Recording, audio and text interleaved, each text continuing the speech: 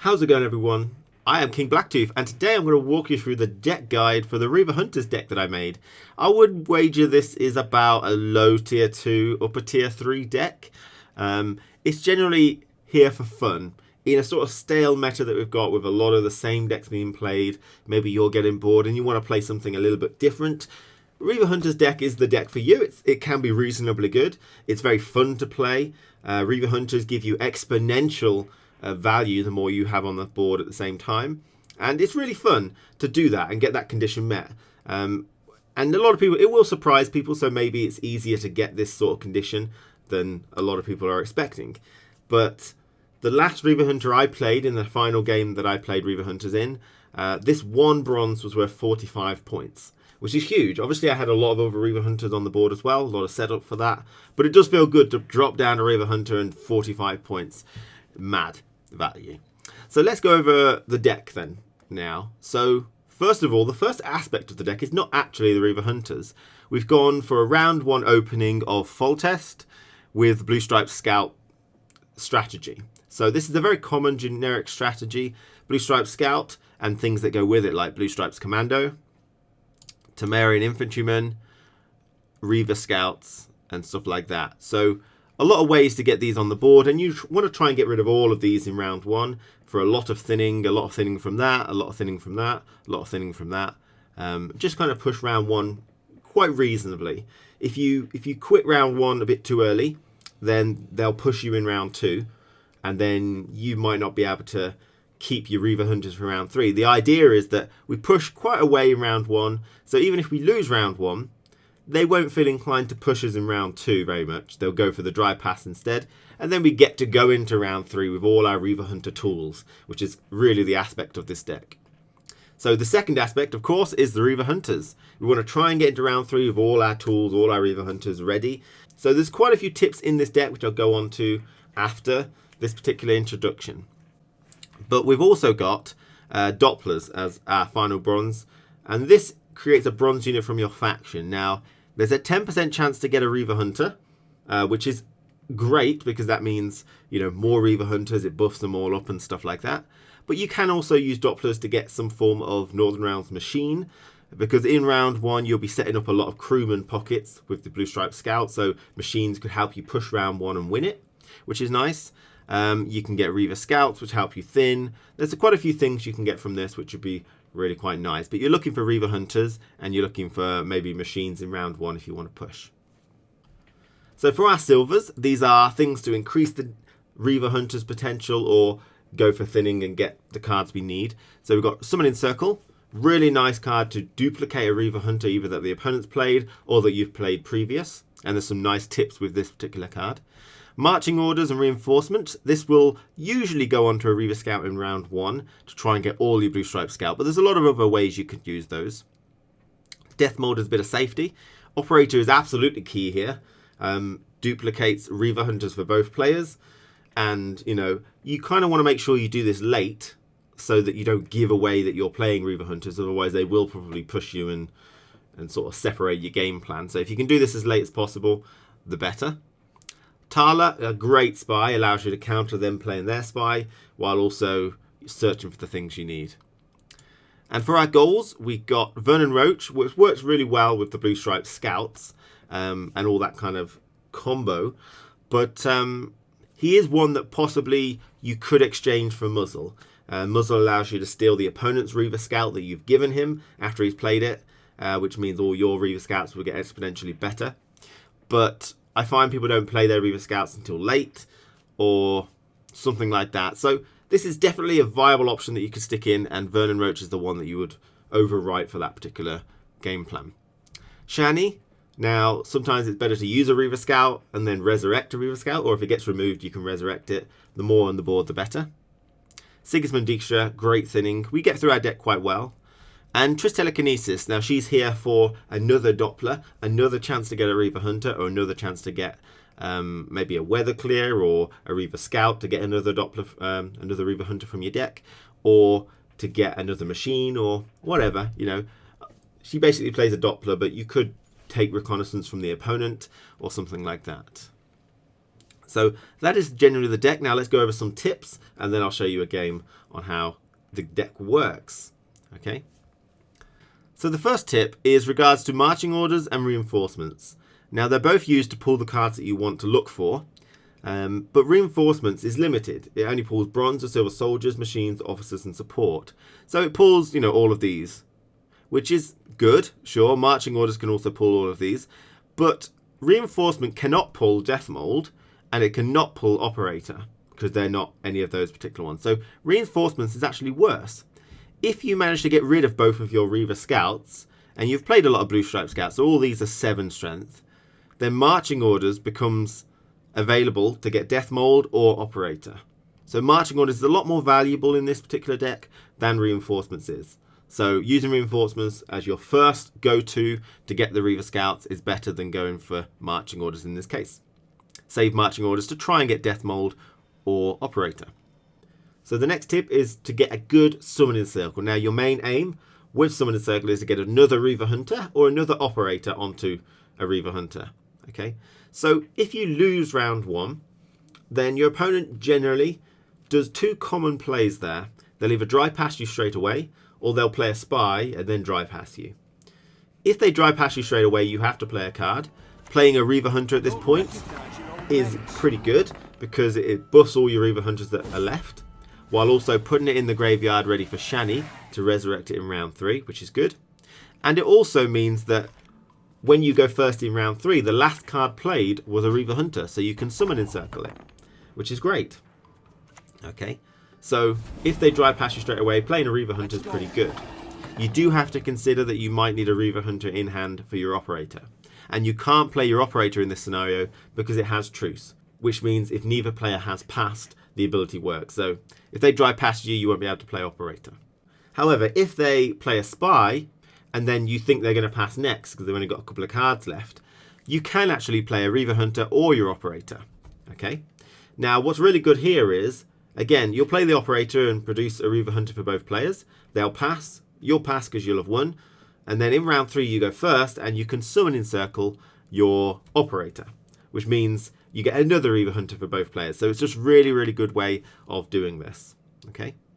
Now, some extra small tips regarding summon encircle. Remember, you can summon encircle the last card you played, which could be an operator or a Reaver hunter, if the opponent plays a gold card, which does not produce a unit. So Triss Telekinesis into Owl's Thunder, or Triss Telekinesis into Mahakam Ale. Gold units don't count for summon encircle, so it'll go back onto the last bronze or silver unit you played. Okay, so if the opponent plays a gold card after you've played a Reaver hunter, you can summon encircle your Reaver hunter. Alternatively, if you play a Reaver hunter and then they play their spy, now a lot of people save spies until round 3 because they're not too bad nowadays, but summon encircle doesn't count spies anymore, card advantage spies. So if they do that, you can summon encircle your Reaver hunter or operator that you played before the spy happened. So that's another extra way of doing it as well. One extra thing to note is regarding Triss Telekinesis. Now, Triss Telekinesis is a Temerian unit. And what this means is when your Blue Stripes commandos get to at least 6 strength, by playing Triss Telekinesis, you'll get a Blue Stripes commando out of your deck. Okay, now this might be bad because, that means the Blue Stripe Scout's not going to get it. But there are some instances where you haven't got your final Blue Stripe Scout, so, you can't get that out of your deck, but Triss Telekinesis will do that. With Vernon Roach in our deck, we put an extra Blue Stripe Scout. So if you're fully thin using our Blue Stripe Scout, normally Vernon Roach would pull the extra Blue Stripes commando, but Triss Telekinesis could also do it. It's just something to consider. Triss Telekinesis is Temerian. She will get buffed with the Blue Stripes Scout up to 7, and she also pulls the Blue Stripes commando if there's one left in there. So consider that as just a little benefit. Cold Blind. Yeah, I need to do blindfolded. Don't do that yet.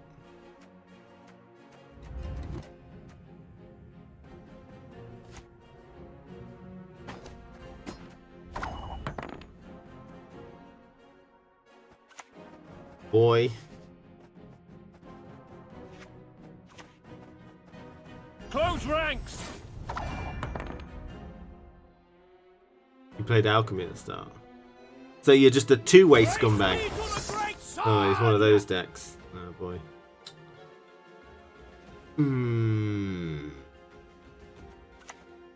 Bloody non-humans.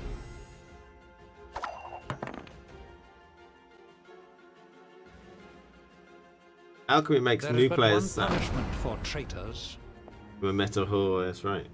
Not much left of that world.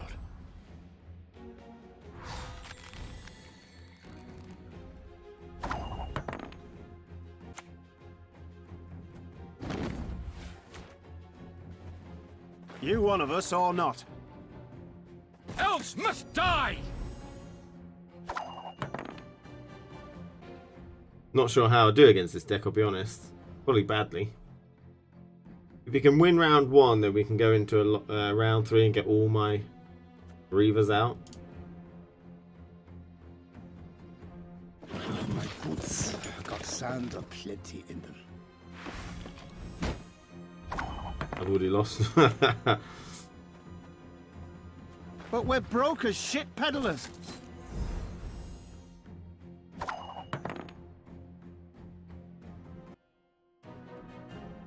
You always lose the handbuff with Reavers. I've never played handbuff with Reavers, have I?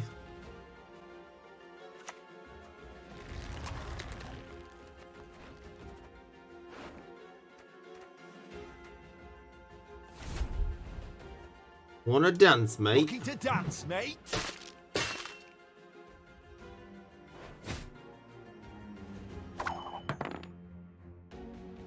You learned it the hard way.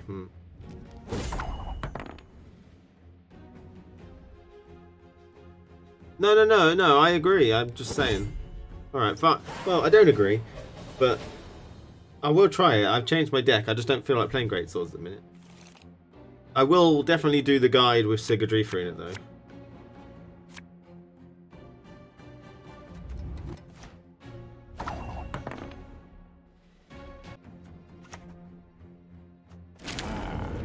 They've not forgotten me. That's nice. Yeah, people said muzzle, but generally people don't play your operated one until the end because they know that, you know, somebody in circle and stuff are this. The north, Temeria.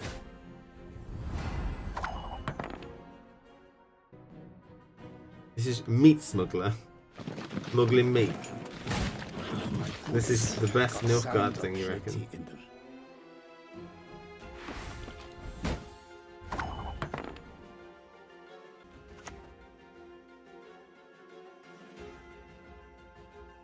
I sense strong magic. What do we go for here? We could get the Temerians out, which means that goes on to a Reaver Hunter, which would give us a really nice chance to get Sigismund. Or we can go for that and try and get another Reaver Hunter. I think we'll go for thinning. For Temeria! Oh, Doppler, because RNG is fun.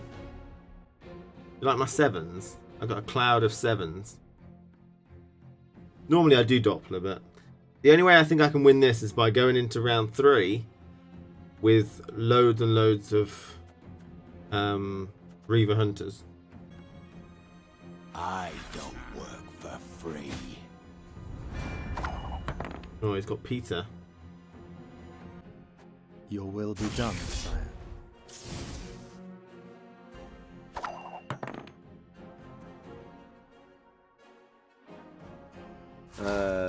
Warum?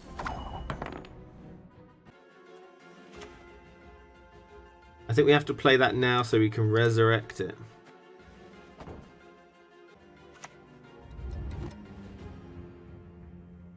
Welcome, chosen one. Like Winch, there's not going to be too many bronze alchemy cards. I mean, bronze Northern Realms machines coming out, and if another one comes out, it's going to make the pool less consistent, but which I guess is a bad thing. Let's play that then. Don't recognize your old mates. The Nordling's hatred for us will never wane. We got him using it. I love it.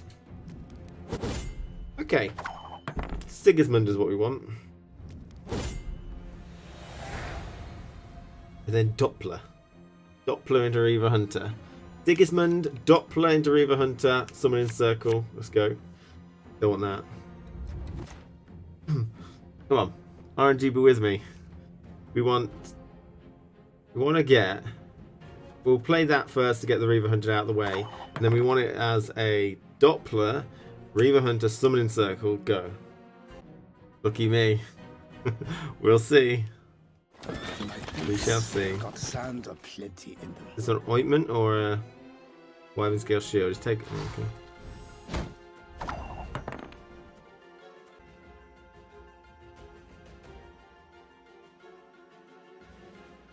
Sure. Be glad to. Let's go. I got a premium one because I got it up a premium operator. I don't think I've actually watched this very much. It's got a big slit in his neck. Fat Pavel. Love Fat Pavel.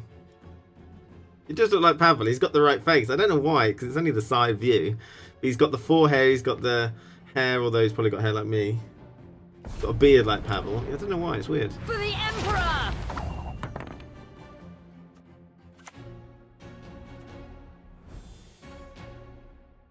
Don't recognize your old mates. Right, you ready? My tempo is going to exponentially increase if he can't remove some stuff. Varu? Don't recognize your old mates. Exponential, let's go. What's that? Royal Decree. I'm worried. I'm hoping it's one like, I don't know. Nothing offensive. I will not let Just this telekinesis into become a ointment, saga. probably. Or Wyvern Scale Shield. Okay, fine. I don't mind that. I mean, yeah.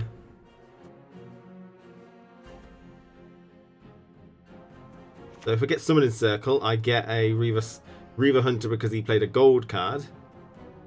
Lots of prior experience. Worked with idiots my whole life. Reaver Hunter, Reaver Hunter. Ah, close. And we'll scare him with his last card. Can't scare him.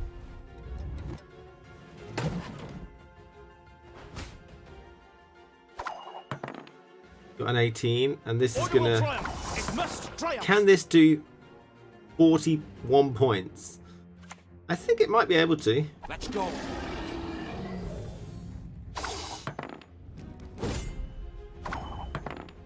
He has no ointments, learn your meta.